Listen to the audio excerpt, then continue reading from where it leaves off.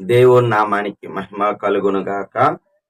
క్రీస్తునందు ప్రేమైన దేవుని బిడ్డలారా, ఈ దినము డిసెంబర్ 6వ తేదీ లేఖన భాగము యోహాను రాసిన మొదటి పత్రిక 5వ అధ్యాయములో నుండి దేవుని యొక్క వాగ్దానము 14వ వచనము, ఆయన చిత్తానుసారముగా అడిగినప్పుడు దేవుడు మనకు దయచేయును. అవును, ఆయన చిత్తానుసారముగా అంటే ఆయనకి ఇష్టమైనది. మనుషులుగా మనకు అనేకమైన ఇష్టాలు ఉంటాయి. దేవుని యొక్క ఇష్టం ఏమిటి అంటే, మనం ఇతరుల కొరకు మేలు చేయటానికి అడిగినప్పుడు దేవుడు అద్భుతంగా సహాయం చేస్తాడు. సొలొమోనుకి స్వప్నమందు ప్రత్యక్షమై, నీకేం కావాలి, నువ్వు ఏ దహన బలులు అర్పించి నా నామాన్ని మహింపరిచావు, గణపరిచావు, ఆరాధన చేశావు, సకల ప్రజల ఎదుట నా నామాన్ని నువ్వు ఒప్పుకున్నావు, చక్కని మందిరాన్ని నిర్మించావు, నీకేం కావాలి అని అడిగినప్పుడు, ప్రభువా, నీ దాసుడైన నా తండ్రి గారికి నీవు రాజ్యమునిచ్చావు, బాలుడును వీరికి న్యాయము తీర్చటానికి కావలసిన వివేచన నాకు అనుగ్రహించమని అడిగినప్పుడు అది దేవుని దృష్టికి అనుకూలమాయను. అది దేవుడు ఇష్టపడిన ప్రార్థన. అప్పుడు సొలొమోనుకి జ్ఞానంతో పాటు అతడికి ఐశ్వర్యమును అనుగ్రహించాడు. అవును, ఈ దినము దేవుని చిత్తాన్ని అడిగినప్పుడు నీకు సమస్తమును మేలు చేయగలడు. మన చిత్తం కంటే కూడా దేవుని చిత్తం చేయటం ధన్యత. ఒక ఆర్టీసీ డ్రైవరు రిటైర్డ్ అయిన తర్వాత ఆయన చిత్తాన్ని అడిగాడు, ప్రభువా, ఇన్ని సంవత్సరాలు ఉద్యోగంలో ఉన్నాను, నా సర్వీస్ అంతా ప్రజలకి, అలాగనే నా కుటుంబం కొరకు నేను పని చేశాను, నీ ఇష్టమేంటి ప్రభువా, నీ చిత్తమేంటి నాయన అని అడిగినప్పుడు, ఒక కఠినమైన ప్రాంతములో, మందిరం లేని స్థలములో, ఒక ఎత్తైన కొండ మీద ఆ ప్రాంతములో మందిరం అవసరవుతుంది. ఆ మందిరాన్ని ఆ కొండ మీద, ఒక చిన్న కొండ అండి, అది ఎత్తైన ప్రాంతం. ఆ ప్రాంతములో మందిరాన్ని నిర్మించమన్నప్పుడు తనకు వచ్చిన ధనమంతా దగ్గర పెట్టుకొని ఉన్నాడు.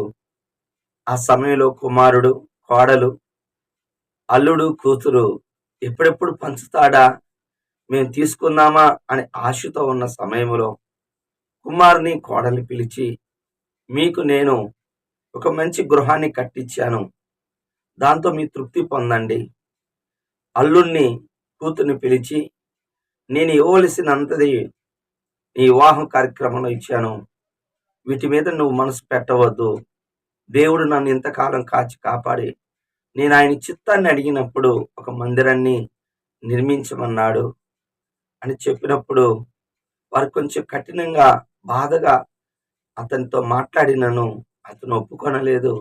దేవుడి చిత్తాన్ని చేసి మందిరాన్ని నిర్మించాడు. అపోస్తలుడైన పౌలు గారు కూడా అంతే. ఇతరులు హింసించేవాడు. తాను దర్శనమందు ప్రభువుని చూసిన తర్వాత, ప్రభా, నేనేం చెయ్యాలి అని అడిగాడు. అంటే ఆయన చిత్తాన్ని మనము అడిగితే ఎంత మేలు. అపోస్తలుడైన పౌలు గారు వెంటనే అడిగాడు కనుకనే గొప్ప పరిచర్య చేశాడు. మనం ఈ దినాల్లో యేసుప్రభువును నమ్ముకుంటుంది మన అవసరాల కోసము, మన కోరికలు తీర్చుకోవటానికి అడుగుతూ ఉంటున్నాం. కానీ ప్రభువా, నీ చిత్తం ఏమిటి అని అన్ని అడిగినప్పుడు దేవుడు స్పష్టంగా చెప్తాడు. అడిగిన వాళ్ళకి చెప్తాడు కానీ అడగిన వాళ్ళకి చెప్పడండి. ఆయన చిత్తం నువ్వు చేయాలన్నదే, అది నువ్వు తెలుసుకోవాలన్నదే దేవుడు ఆశపడుతూ ఉంటాడు. అలాగా నువ్వు చేయాలని ఈ వాక్యం ద్వారా నిన్ను నేను ప్రేరేపిస్తున్నాను. ఈ దినమే నువ్వు దేవుడి చిత్తం చేయి. ఇంకొక విషయం కూడా ఉంది. ఆయన చిత్తం చేయకుండా ప్రభువా ప్రభు అని పిలిచిన మరి పరలోక రాజ్యం ప్రవేశింపడు గాని, పరలోకమన్నుందన్న తండ్రి చిత్తం చేయవాడే ఆ దైవరాజ్యాన్ని చేరుకుంటాడు. జాగ్రత్త, దైవరాజ్యం కూడా ఆయన చిత్తానుసారంగా నువ్వు నడుచుకోవాలి. ఒప్పుకోవలసిన పాపాన్ని మనం చూసినట్లయితే 17వ వచనములో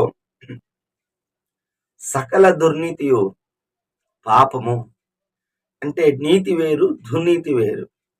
న్యాయంగా సంపాదించటం వేరు, అన్యాయంగా సంపాదించటం వేరు. బిలాం అనే ప్రవక్త మరి ప్రవచనం చెప్పినప్పుడు కానుక ఇచ్చేది వేరు. బాలాకు అనే వ్యక్తి ఇజ్రాయిల్ శపించమని ధనాన్ని పంపాడు, బహుమానాన్ని పంపాడు. అంటే శపించి ధనాన్ని తీసుకోవాలనుకోడు. అది దుర్నీతి.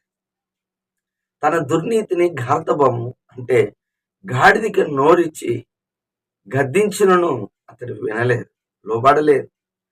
వెళ్ళి శాపాన్ని పలకాలనుకున్నాడు, కానీ ఆశీర్వాదించాడు దేవుడు ఇజ్రాయేల్ ప్రజల్ని. అవును, నిన్ను కూడా మరి అన్యాయంగా అక్రమంగా సంపాదించటము అది దుర్నీతి. అయితే దాన్ని మనం ఒప్పుకోవాలి. జక్కయ్య తను ఒప్పుకున్నాడు, హృదయంలోకి చేర్చుకున్నాడు. ఎవని దగ్గర అన్యాయంగా చేశానో వారికి 4 గంతలు ఇస్తానని చెప్పి 4 గంతలు ఇచ్చి ఆస్తిలో భాగమునిచ్చి దేవుని నామాన్ని మహింపరచాడు. తన పాపాలను కడిగి వేసుకున్నాడు. అతడు దేవుడు బిడ్డ అయ్యాడు, అబ్రహాం కుమారుడయ్యాడు. చివరిగా ఆజ్ఞ 3వ వచనము, మనం ఆయన ఆజ్ఞల్ని గైకొనటం వలనే ఆయన్ని ప్రేమించుతున్నాము. మనకిచ్చిన మొదటి ఆజ్ఞ, నీ పూర్ణ హృదయంతో, నీ పూర్ణ ఆత్మతో, నీ పూర్ణ బలముతో నీ దేవుడైన యెహోవాని ప్రేమించాలి.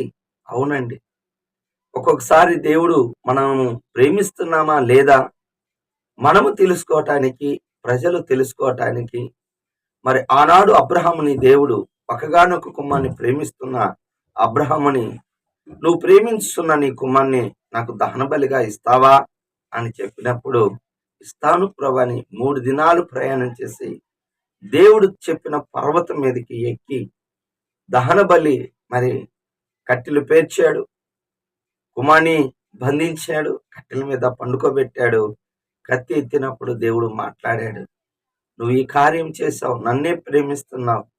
అవును, సమయం సందర్భం వచ్చినప్పుడు దేవుని ప్రేమిస్తున్నావా, బిడ్డల్ని ప్రేమిస్తున్నావా, దేవుని ప్రేమిస్తున్నావా, ఆస్తిని ప్రేమిస్తున్నావా, దేవుని ప్రేమిస్తున్నావా, పనిని ప్రేమిస్తున్నావా, అది దేవుడు మన నుంచి ఆశిస్తున్నాడు. దేవుని ప్రేమించే వారికి సిద్ధపడి చేసి ఉన్నాడు.